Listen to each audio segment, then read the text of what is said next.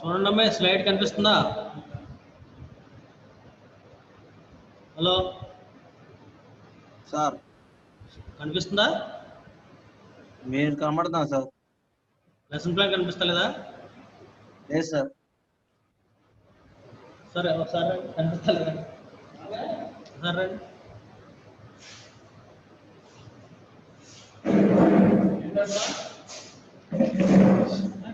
కనిపించట్లేదు. Share నొక్కరా, share నొక్కపోతే అవ్వ మీకు.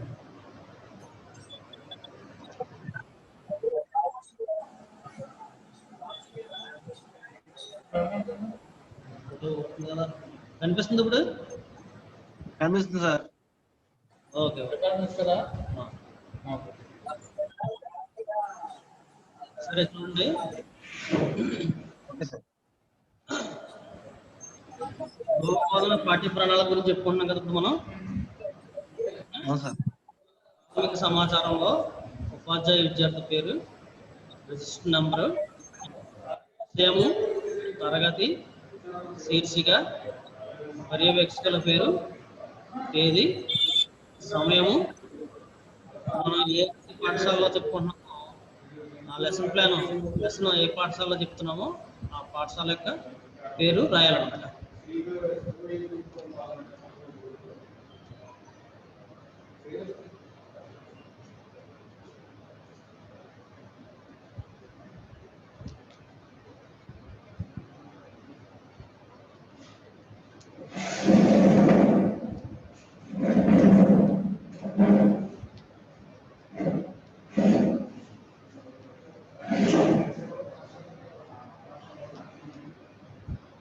సార్ స్లైడ్ పైకి వెళ్తారు కదా,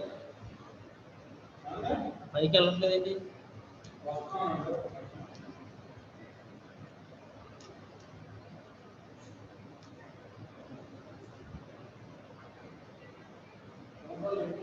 ఒకసారి లైన్లో ఉండండి అమ్మా.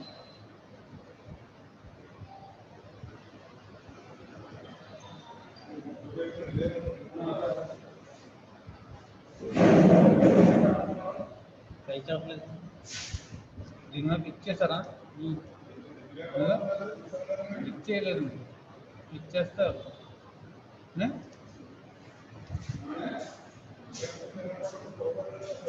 సరే,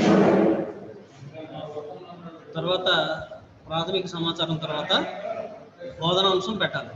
చెప్పుకున్నాం కదా నిన్న, మనం ఏదైతే పాఠ్యాంశాన్ని తీసుకుంటామో, పద్యం అయితే పద్యము, గద్యం అయితే గద్యం, అంటే మనం ఏదైతే చెప్పాలనుకున్నామో ఆ చెప్పవలసినటువంటి పాఠ్యాంశాన్ని, బోధనాంశాన్ని మనం ఇక్కడ ఇవ్వాలన్నమాట. అంటే మనం ఆ రోజు లెసన్ ప్లాన్ ఎంతవరకు రాసుకుంటాము, అంటే ఒక పద్యాన్ని తీసుకున్నాం అనుకోండి, ఆ పద్యానికి మాత్రమే మనం లెసన్ ప్లాన్ తయారు చేస్తాం. కాబట్టి మనం ఎంతవరకు ఆ రోజు క్లాసులో చెప్పగలమో 45 నిమిషాలకి, అంతవరకు మాత్రమే మనం ఇక్కడ తీసుకోవాలన్నమాట ఆ పాఠ్యాంశాన్ని. అంటే పద్యం అయితే పద్యము, గద్యం అయితే గద్యం అన్నమాట. తర్వాత సామర్థ్యాలు, సామర్థ్యాలు చెప్పుకున్నాం కదండి మనం. అంటే మనం ఏదైతే అక్కడ సామర్థ్యాల వారీగా లెసన్ ప్లాన్ చెప్పాలనుకున్నామో, చెప్పదలుచుకున్నామో, దాన్ని సామర్థ్యాల రూపంలో ఇక్కడ మనం చేస్తున్నట్టుగా వివరించాలన్నమాట. ఇది సామర్థ్యాలు అన్నమాట. నిన్న ఇప్పటి వరకు చెప్పుకున్నాం. తర్వాత పలకరింపు, పలకరింపులో మనం ఈ ప్రశ్నలు కంటిన్యూషన్ ఉండాలన్నమాట. అంటే పలకరింపు, పిల్లలు పలకరిస్తాం కదా, అంటే మనం చెప్పేదేమో ఉపాధ్యాయ కృత్యంలో ఉండాలి, పిల్లల నుంచి వచ్చినటువంటి రెస్పాన్స్ ఏమో విద్యార్థి కృత్యంలో ఉండాలన్నమాట. అంటే ఇక్కడ మనకి క్రమసంఖ్య, సోపానము, ఉపాధ్యాయ కృత్యము, విద్యార్థి కృత్యము, నల్లబల్ల పని, బోధన ఉపకరణాలు, 3 అంకణం, ఇలాగా ఈ కాలమ్స్ మనం కొట్టుకొని దాని ప్రకారంగా మనం ఇక్కడ ఆ లెసన్ ప్లాన్ని ప్రజెంటేషన్ చేయాలన్నమాట. అయితే ఉన్ముఖీకరణం, ఉన్ముఖీకరణం అంటే మనం తెలుగులో ఉన్ముఖీకరణం అంటాం, ఇంగ్లీష్లో దీన్ని మోటివేషన్ అంటాం. అంటే మనకి సోషల్ కానివ్వండి, ఇంగ్లీష్ కానివ్వండి, సైన్స్ కానివ్వండి, ఏదైనా పాఠ్యాంశాన్ని లెసన్ ప్లాన్ రాసినప్పుడు మిక్ కన్నానే మోటివేషన్ అంటారు. ఇక్కడైతే మనం తెలుగు కాబట్టి మిక్ అన్నమాట. ఇక్కడ అడిగేటటువంటి ప్రశ్నలు ఏ విధంగా ఉండాలి? ఒకదానికొకటి కనెక్షన్ ఉండాలన్నమాట. ఇప్పుడు చూడండి, మనం బ్రతకడానికి ఏమి కావాలి అనేటటువంటి ప్రశ్నలు మనం పిల్లల్ని అడిగాం. వాళ్ళు ఏం చెప్తారు? గాలి, నీరు, ఆహారం, ఇలాగా సమాధానాలు చెప్తారు. తర్వాత ఈ గాలి, నీరు, ఆహారం ఉన్నారు కదా, దాన్ని కంటిన్యూస్గా మనం తర్వాత ప్రశ్న అడగాలన్నమాట. ఆహారపు పంటలను పండించడాన్ని ఏమంటాము? ఏమంటారు? అప్పుడు పిల్లలు విద్యార్థి కృత్యంలో, అంటే వాళ్ళు చెప్పినటువంటి సమాధానాలు మనం విద్యార్థి కృత్యంలో వ్రాయాలన్నమాట. అంటే వ్యవసాయం అంటారు కదా, మళ్ళీ వ్యవసాయం ఇక్కడ వచ్చినటువంటి ఆన్సర్ అనుబంధంగానే నెక్స్ట్ క్వశ్చన్ అడగాలన్నమాట. వ్యవసాయం చేస్తే ఏం పండిస్తారండి? ఏం పండిస్తాం? పంటలు పండిస్తాం. పంటలను సమాధానం వచ్చింది కదా, మళ్ళీ దాని నుంచి కూర్చొని ఉండాలి.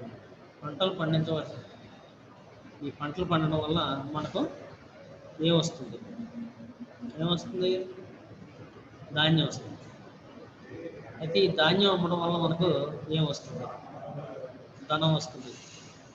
అయితే ఈ ధనానికి మరొక పేరేంటి? ధనాన్ని ఏమంటాం? లక్ష్మి అంటాం కదా, లక్ష్మి. దీన్ని ఈ లక్ష్మిని అంటే లక్ష్మీదేవి అంటాం కదా, అంటే స్త్రీతో పోలుస్తాం కాబట్టి స్త్రీ అని కూడా అనొచ్చు అన్నమాట. అయితే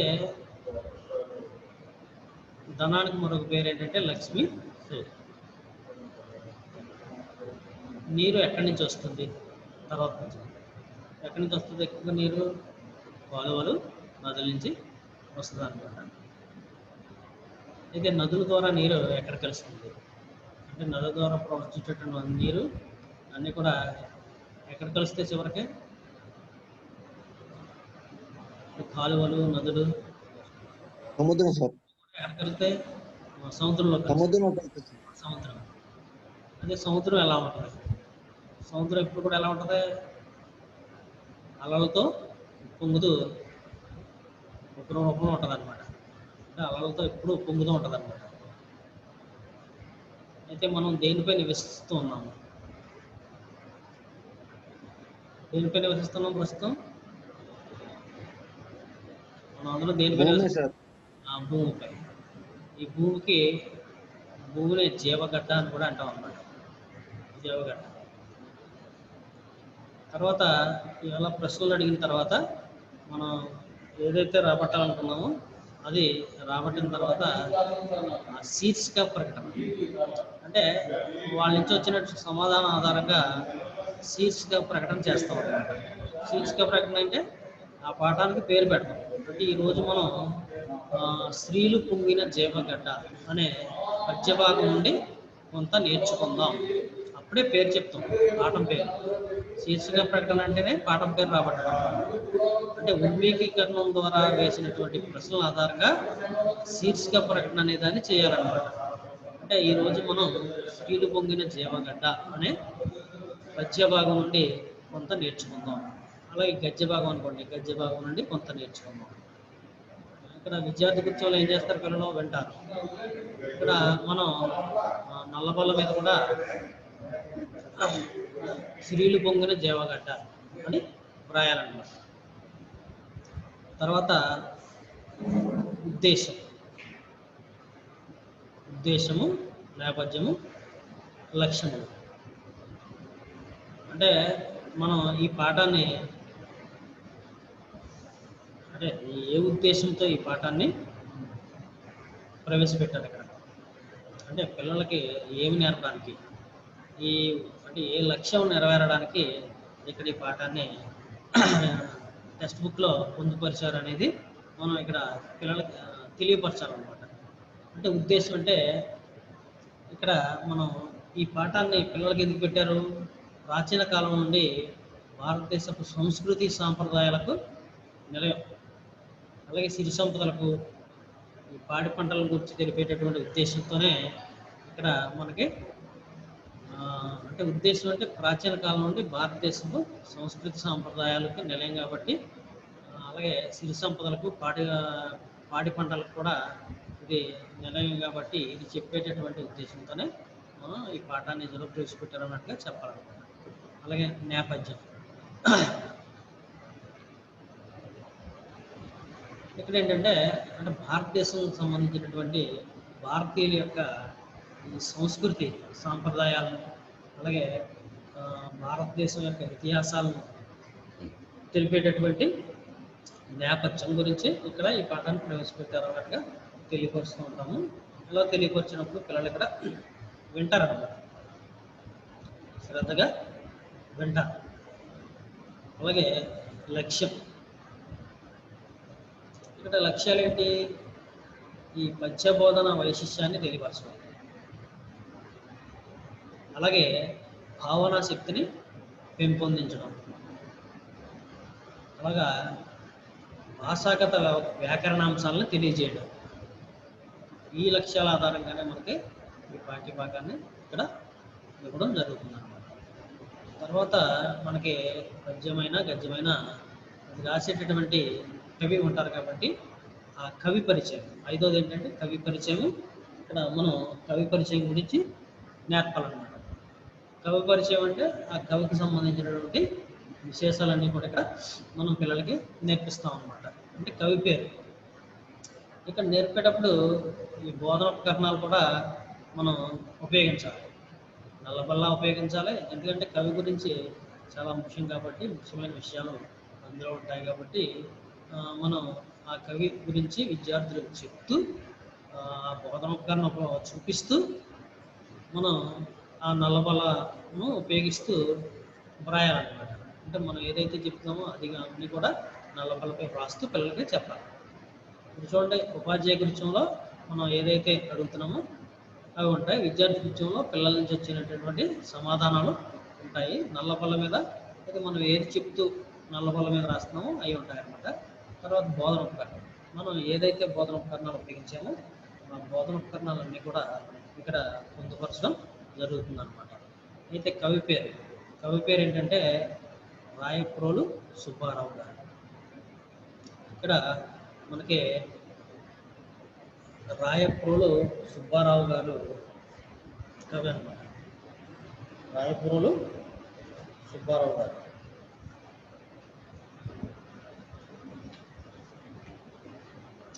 శ్రీల పొంగిన దేవగడ్డ అనే పాఠ్యాంశాన్ని రచించినటువంటి కవి ఎవరంటే రాయప్రోలు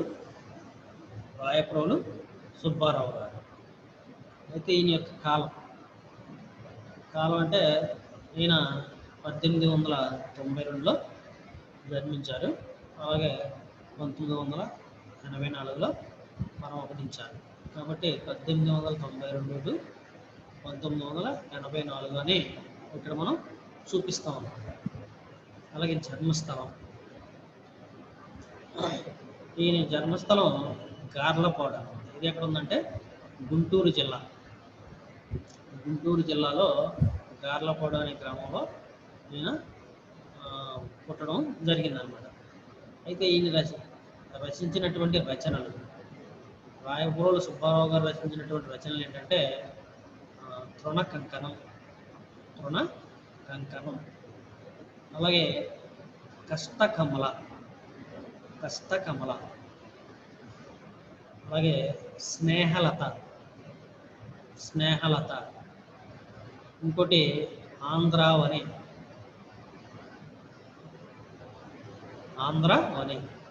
తర్వాత స్వప్నకుమార. అంటే ఈయన రచనటువంటి రచనలు ఏంటి? రుణకంకణము, కష్టకమల, స్నేహలత, ఆంధ్రావని, స్వప్నకుమార. ఇవి ఈయన రచనటువంటి రచనలో ముఖ్యమైనటువంటి పేరు ప్రఖ్యాతులు సాధించినటువంటి రచనలు అన్నమాట. అయితే ఇలా చెప్తూ మనం అంటే ఇక్కడ విద్యార్థి కృత్యంలో ఏం చేస్తారు, వాళ్ళు వింటూ రాసుకుంటూ ఉంటారు అన్నమాట. కాబట్టి అది రాయాలంట. అంటే వింటూ రాసుకుంటున్నారు అన్నట్టు. తర్వాత నల్లబల్ల మీద మనం ఏదైతే చెప్పామో అన్నీ కూడా రాయాలి. ఇక్కడ కవికాలాలకు సంబంధించిన విషయం చాలా ముఖ్యమైనది కాబట్టి ఇక్కడ నల్లబల్లపై ఆ విషయాన్ని రాయాలన్నమాట. కవి యొక్క చిత్రపటాన్ని చూపిస్తూ చెప్పాలి మనం. ఆ చిత్రపటాన్ని చూపిస్తూ చెప్పడం వల్ల అది పిల్లలకి బాగా అర్థం అవుతుంది అనమాట. చక్కగా చూస్తారు కాబట్టి ఒక కవి గారు ఎలా ఉంటారు అనేటటువంటి భావం వాళ్ళలో కలిగి చక్కగా అర్థం చేసుకోగలుగుతారు అనమాట. తర్వాత చిత్రం గురించి మాట్లాడించుట అంటే మనం ఆ పాఠ్యాంశానికి సంబంధించినటువంటి చిత్రాన్ని చూపిస్తాం కదా. చూపిస్తూ ఆ పాఠ్యాంశంలో ఉన్నటువంటి విషయాల్ని మనం చెప్పాలన్నమాట. అంటే అందులో ఆ పాఠ్యాంశం సంబంధించినటువంటి చిత్రపటాన్ని పిల్లలకి చూపిస్తూ దాని మీద ప్రశ్నలు అడగాలన్నమాట. అలాగా చిత్రం గురించి ఈ చిత్రంలో ఏ పటం కనిపిస్తుంది? ఏం కనిపిస్తుంది అక్కడ? భారతదేశ పటం కనిపిస్తుంది చూడండి. భారతదేశ పటం కనిపిస్తుందా? అలాగే ఈ చిత్రం నందు మీరేం గమనించారు అంటే పిల్లలు చెప్తారు. అంటే మనం అడిగినటువంటి ప్రశ్నకి పిల్లలు చెప్పినటువంటి సమాధానాలు విద్యార్థి గురించిలో రాయాలన్నమాట. వాళ్ళు ఏం చెప్తున్నారు? భారతమాత జెండా పట్టుకుని ఉంది అనేటటువంటి విషయాన్ని మనకి చెప్తున్నారు అన్నమాట. అలాగే ఇంకో చిత్రంలో ఈ చిత్రంలో ఏం కనిపిస్తుంది మీకు అని అడుగుతాం. అలాగే ఈ చిత్రం నందలి అంటే పేరు తెలియదు కాబట్టి వేదవ్యాసుడికి సంబంధించినటువంటి చిత్రం అని చెప్పి ఆయన ఏం చేస్తున్నాడు అంటే తాళపత్ర గ్రంథాలు రాస్తున్నాడు. నల్లబలపై కూడా మనం తాళపత్ర గ్రంథాలు అని రాయాలి. అలాగే బోధనోపకరణాల్లో ఈ బోధనోపకరణాన్ని చూపించాలన్నమాట. అయితే తాళపత్ర గ్రంథాలను వేటిపై వ్రాస్తున్నాడు? దేనిపై రాస్తున్నాడు? తాటాకులు. అంటే పూర్వకాలం ఈ పేపర్లు పెన్నులు ఏమి ఉండేవి కాదు కాబట్టి ఏది రాయాలన్నా ఈ కవులు ఈ యొక్క ఋషులు వాళ్ళు కూడా తాళపత్ర గ్రంథాల మీద తాటాకుల మీద రాసేవారు అనమాట. మనం అన్నమయ్య సినిమాలో చూడండి, అన్నమయ్య తన కీర్తనల్ని దేనిపై రాశాడు? ఫస్ట్ తాటాకుల పైనే రాసినట్టుగా మనం అన్నమయ్య సినిమాలో చూస్తాం కదా. అంటే అప్పుడు పెన్నులో పేపర్ లేవు కాబట్టి అలా రాసేవారు అనమాట. తర్వాత ఏడోది ఏంటంటే పిల్లలచే పాడించడం. అంటే మనం ఏదైతే పద్యాన్ని తీసుకున్నామో ఆ పద్యాన్ని ఫస్ట్ మొదట విద్యార్థులతో పాడిస్తాం అన్నమాట. పాడిస్తే వాళ్ళు ఏం చేస్తారు? విద్యార్థులు పాడతారు. అంటే ఇక్కడ ఏం ఉపయోగిస్తాం? బోధనోపకరణం ఏం ఉపయోగిస్తాం? పాఠ్యపుస్తకం ఉపయోగిస్తాం. కాబట్టి పాఠ్యపుస్తకాన్ని చూస్తూ పిల్లలు చదువుతారు కాబట్టి ఇక్కడ బోధనోపకరణాల్లో పాఠ్యపుస్తకం అని రాయాలన్నమాట. అంటే పద్యాన్ని విద్యార్థులతో పాడిస్తారు. విద్యార్థి గురించంలో విద్యార్థులు పాడతారు. తర్వాత ఎనిమిదోది ఏంటంటే ఉపాధ్యాయుని ఆదర్శపడడం. అంటే పిల్లల చేత పాడిస్తాం. అంటే వాళ్ళు ఏదో వాళ్ళకి వచ్చినట్టుగా అందులో ఉన్నటువంటి తప్పులతో పాడుతూ ఉంటారు. తర్వాత ఉపాధ్యాయులు మనం ఏం చేయాలి? ఆదర్శపట్నం పాడాలన్నమాట. అంటే పైకి పాడి వినిపించాలన్నమాట. అంటే పద్యాన్ని ఎలాగా రాగయుక్తంగా పదాలు తగిలినట్లుగా పాడాలన్నమాట. అంటే రాగయుక్తంగా భావయుక్తంగా పాడుతూ పిల్లలకి పద్యం ఏ విధంగా వినసొంపుగా ఉండేటట్టుగా పాడి వినిపిస్తామో ఆ విధంగా వినిపించాలన్నమాట. రాగయుక్తంగాను భావయుక్తంగాను పాడుతూ వినిపించాలన్నమాట. అలా వినిపించినప్పుడు ఏం చేస్తారు? వాళ్ళు వింటారన్నమాట. అంటే మనం పాడుతున్నప్పుడు పిల్లలు దాన్ని మనం ఏ విధంగా పాడుతున్నామో చూసి అనుకరిస్తూ ఆ విధంగా పాడడానికి ప్రయత్నిస్తూ ఉంటారు అన్నమాట. కాబట్టి మనం పాడి 2-3 సార్లు పాడి వినిపించాలన్నమాట. అది ఉపాధ్యాయ ఆదర్శపడం. తర్వాత భాష్యపడము. తర్వాత మనం పాడిన తర్వాత 9వ ఏంటంటే భాష్యపఠనం. భాష్యపఠనం అంటే 2-3 విద్యార్థుల చేత మనం అక్షర దోషాలు లేకుండా దాన్ని పాడిస్తాం అన్నమాట. పాడిస్తాం. వాళ్ళు ఏం చేస్తారు? ఇక్కడ విద్యార్థి గురించంలో పాడతారు. ఆ పాడినప్పుడు ఏమైనా తప్పులు ఉంటే మనం సరి చేస్తూ అక్షర దోషాలు లేకుండా అప్పటికప్పుడు సరి చేస్తూ వాళ్ళ చేత పాడిస్తాం అన్నమాట. ఇలాగా ఇద్దరు ముగ్గురు విద్యార్థుల చేత పాడించడం వల్ల వాళ్ళకి ఆ పద్యం మీద ఆ పాడే విధానం అనేది తెలుస్తుంది. అలాగే ఏ విధంగా పాడాలి, రాగయుక్తంగా భావయుక్తంగా ఏ విధంగా పాడాలి అనే విషయం కూడా వాళ్ళకి తెలుస్తుంది అన్నమాట.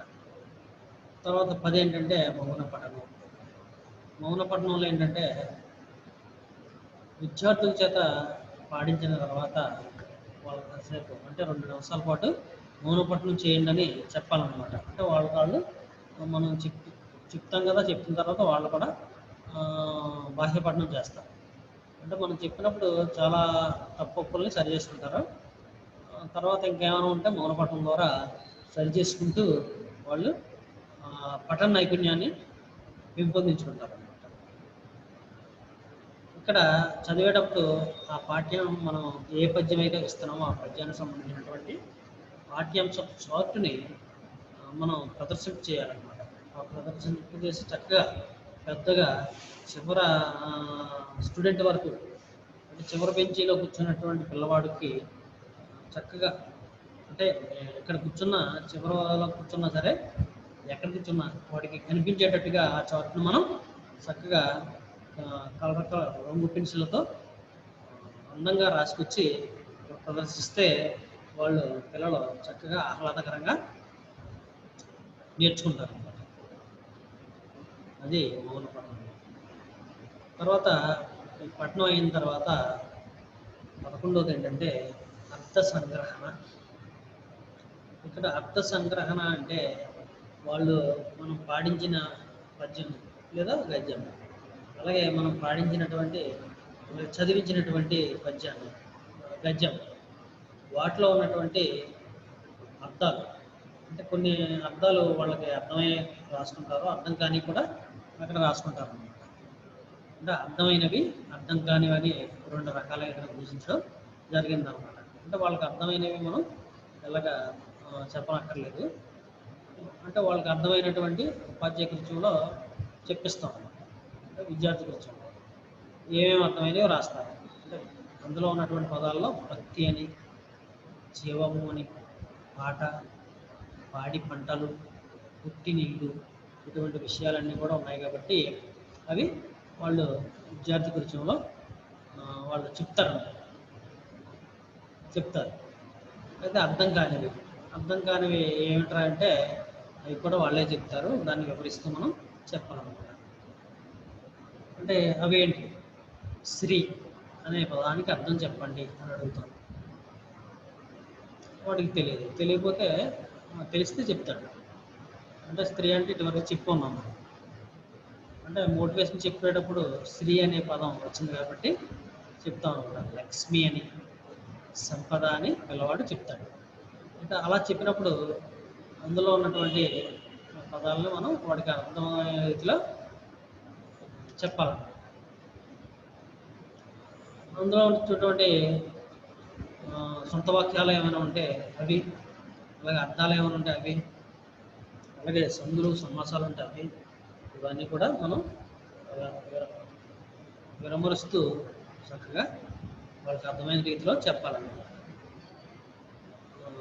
శ్రీ అనే పదానికి అర్థం చెప్పండి అని అడుగుతారు. అంటే సొంత వాక్యం గురించి చెప్పంటే అంటే శ్రీ అనే దాని గురించి సొంత వాక్యం చెప్పమంటే మన భారతదేశం శ్రీ అలాగే సంపదలతో నిండుకుంది అనే విషయాన్ని మనం సొంత వాక్యం చెప్తాం అన్నమాట. చెప్పి ఆ పిల్లల చేత కూడా ఇలాంటిదే వేరే సొంత వాక్యం ఏమైనా మీరు చెప్పండి అంటే వాళ్ళు చెప్తారన్నమాట. ఇటువంటివి చక్కగా మనం ప్రశ్నలు వేసినప్పుడు మూల్యాంకనంలో ఎటువంటి ప్రశ్న వేసామో ఆ ప్రశ్న కూడా రాయాలన్నమాట. అంటే శ్రీ అనే పదానికి నానార్థాలు చెప్పండి, శ్రీ అనే పదానికి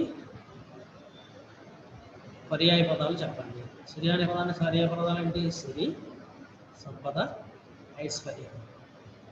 అంటే శ్రీ అన్న, సంపద అన్న, ఐశ్వర్యం అన్న ఒకటే. అలాగే స్త్రీకి నానార్థాలు చెప్పాలి. నానార్థాలు ఏంటి లక్ష్మి, సంపద, విషం అని కూడా అంటాం అన్నమాట.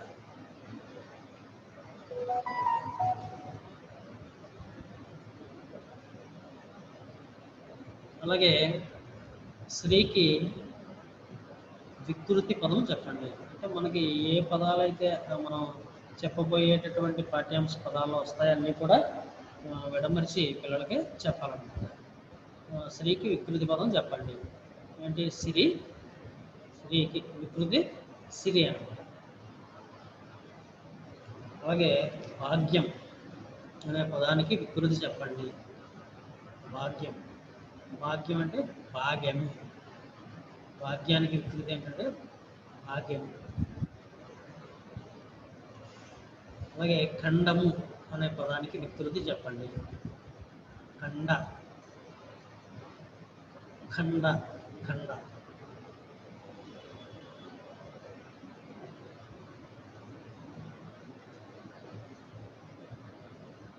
అలాగే వేద శాఖలు అనే పదానికి విగ్రహ వాక్యం తెలిపి సమాసనామం తెలపండి.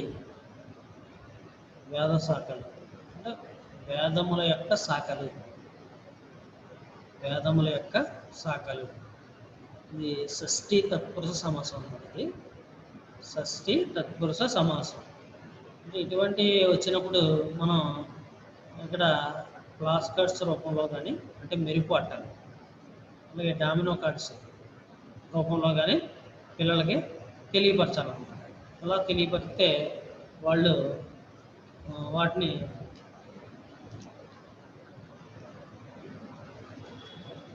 తెలుసుకుంటారన్నమాట.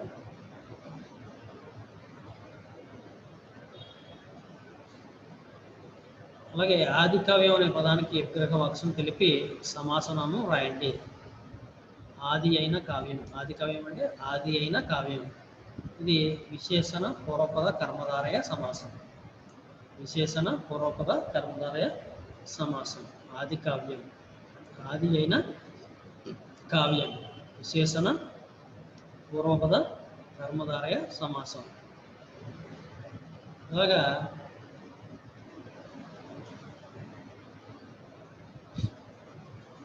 ఇటువంటి వాటిని మెరుపట్టల ద్వారా కానీ, డామినో కార్డు ద్వారా కానీ చూపిస్తూ చెప్పాలన్నమాట. అప్పుడు పిల్లలు చక్కగా ఆనందంగా అట్రాక్టివ్గా ఉంటుంది కాబట్టి మన యొక్క చెప్పే విధానం చక్కగా నేర్చుకుంటారన్నమాట. అలాగే ఆది కావ్యం అనే పదానికి విగ్రహ నేర్చుకున్నాం కదా. తర్వాత జీవం అనే పదానికి వ్యతిరేక పదం చెప్పండి. జీవానికి వ్యతిరేక పదం ఏంటి? నిర్జీవం. జీవానికి వ్యతిరేక పదం నిర్జీవం. అలాగే భాగ్యం అనే పదానికి వ్యతిరేక పదం చెప్పండి. భాగ్యం వ్యతిరేక పదం దౌర్భాగ్యం. భాగ్యం దౌర్భాగ్యం. అలాగే జీవగడ్డ అనే పదానికి అర్థం చెప్పండి.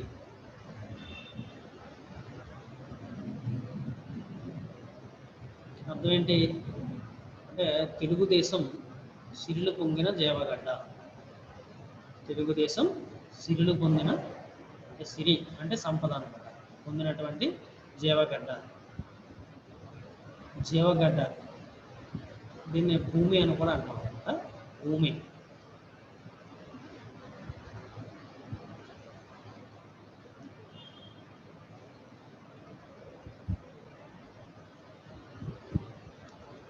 తర్వాత పాఠ్యాంశంపై చర్చ. అంటే పాఠ్యాంశంపై చర్చ 12. అంటే మనం ఇప్పటి వరకు చెప్పినటువంటి అంశాలన్నింటి మీద పిల్లలకి ఎంతవరకు అర్థమైందో చర్చ జరుపుతాం అన్నమాట. అంటే వాళ్ళు ఎంతవరకు అర్థమైంది, అంటే మనం చెప్పినటువంటి పాఠ్యాంశం అర్థం చేసుకున్నారా లేదా, అర్థం మనకు ఎలా తెలుస్తుంది అర్థమైందా లేదా అనేది మనం అడిగినటువంటి ప్రశ్నలకు సమాధానాలు వచ్చినాయనుకోండి, పిల్లలకి మనం ప్రశ్నలు అడుగుతాం. అయితే అడిగేటటువంటి ప్రశ్నలకు మనకి సమాధానం వస్తే పిల్లలకి మనం చెప్పినటువంటి పాఠం అర్థమైనట్టు. అదే సమాధానం రాలేదనుకోండి, మనం చెప్పినటువంటి పాఠం వాళ్ళకి అర్థం కానట్టు. కాబట్టి మనం ప్రశ్నలు అడగాలి. అడిగినప్పుడు దీన్ని మూల్యాంకనం అంటాం. మూల్యాంకనం అంటే ప్రశ్న. అంటే పిల్లవాడికి మనం చెప్పింది ఎంతవరకు అర్థమైందో తెలుసుకోవడం కోసం మనం వేసేటటువంటి ప్రశ్నలే మూల్యాంకనం అంటాం అన్నమాట. ఇలాగా పాఠ్యాంశంపై చర్చ అంటే వాళ్ళకి ఎంతవరకు అర్థమైందో తెలుసుకోవడం కోసం మనం అడిగేటటువంటి ప్రశ్నల్ని మనం పాఠ్యాంశంపై చర్చ చేస్తూ ఉంటాం. ఇలాగా ఏవి పొంగిన జీవగడ్డ ఎవరు చెప్పుకున్నాం కదా, అలా అడిగినప్పుడు పిల్లలు ఏం చెప్తారు? స్త్రీలు పొంగిన జీవగడ్డ. అలాగే భరతఖండము ఎటువంటి సీమ అంటే వాళ్ళు పారిన భాగ్యసీమ. వీటన్నింటితో ఏ ఖండము వరణది? భరతఖండము. భరతఖండం గురించి ఏం చేయాలి? భక్తి పాటలతో కూడా అన్నాడు కదా, అంటే భక్తి పాటలు పాడుతూ చాపరచాలి. ఇక్కడ ఏమి తెలిసిన చెడ్డ, ఏమి తెలిసిన అన్నాడు పద్యంలో? వేద శాఖలు. అలాగే ఎటువంటి కావ్యం? మల్లెరాని చెడ్డ, ఆది కావ్యం. ఇవన్నీ భరతఖండంలో ఎలా ఉన్నాయి? ఇవన్నీ భరతఖండంలో ఎలా ఉన్నాయి చెల్లెలా అంటున్నారు. అంటే బాధరాయన పరమ రుచులకు వాదు సమ్మిద చెల్లెల. ఇది మనకి పాఠ్యాంశంపై చర్చ. అంటే ఆ పాఠంలో ఉన్నటువంటి విషయాలన్నింటినీ మనం చెప్తూ వాళ్ళకి పిల్లలకి తెలియపరచాలన్నమాట. తర్వాత ఏంటంటే అవగాహన పరిశీలన. అంటే మనం చెప్పినటువంటి పాఠం మీద పిల్లలకి ఎంతవరకు అవగాహన అయిందనేది ఈ ప్రశ్నలు ఇస్తూ ఆ ప్రశ్నల ద్వారా పిల్లల్ని అడుగుతాం అన్నమాట. అలా అడిగినప్పుడు వాళ్ళు తెలుసుకుంటారు. ఆ స్లైడ్ ఒకసారి స్క్రీన్ షాట్ తీయండి అమ్మాయి. Hello hello sir sir screen shot తీసుకోండి. ఒక్క నిమిషం సార్. తీసారా? తీయలేదు. తీయండి.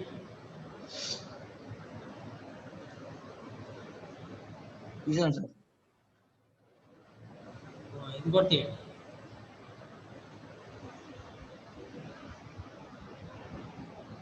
తీసారా? తీసాను సార్. తీసాను సార్.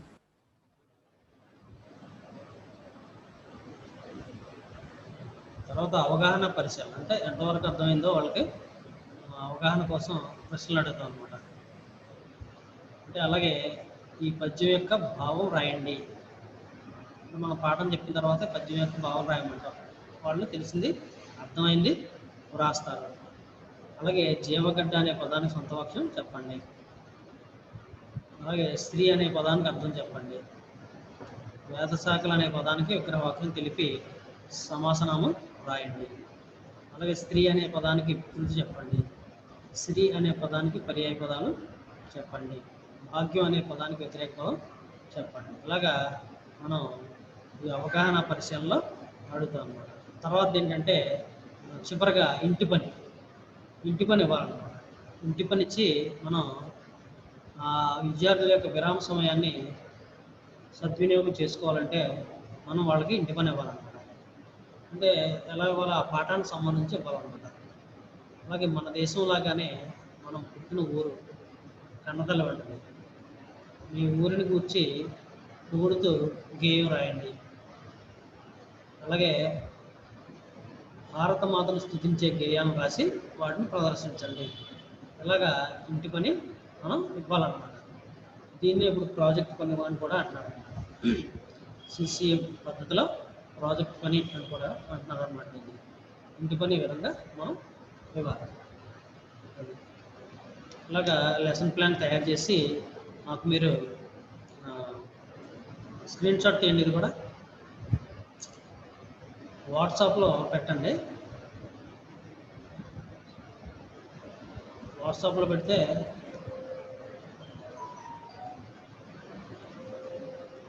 తీసాను సార్.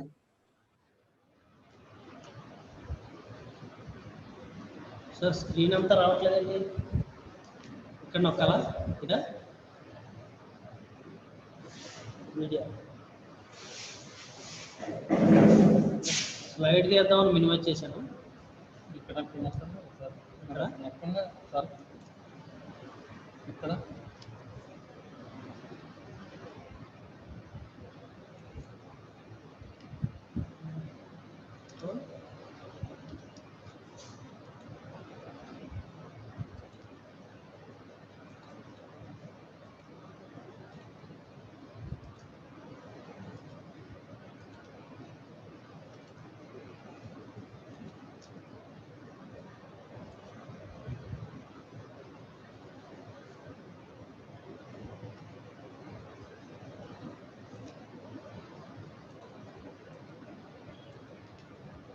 స్క్రీన్ షాట్ క్లిక్ ఇది వస్తుందండి.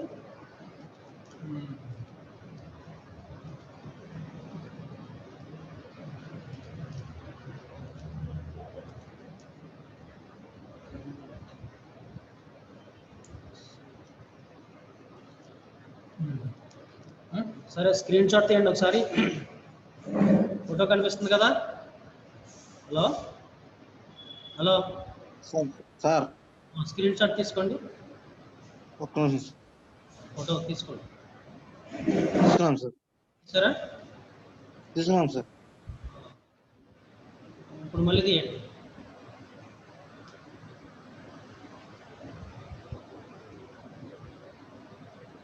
తీసుకున్నాం సార్. తీసి నాకు పంపించండి. Okay sir. ఇంకే విధంగా లెసన్ ప్లాన్ అర్థమైంది పూర్తిగా? అర్థమైంది సార్. ఇలాగ లెసన్ ప్లాన్ రాసి నాకు వాట్సాప్లో పెట్టండి. ఏమైనా కరెక్షన్స్ ఉంటే చెప్తాను. Okay sir.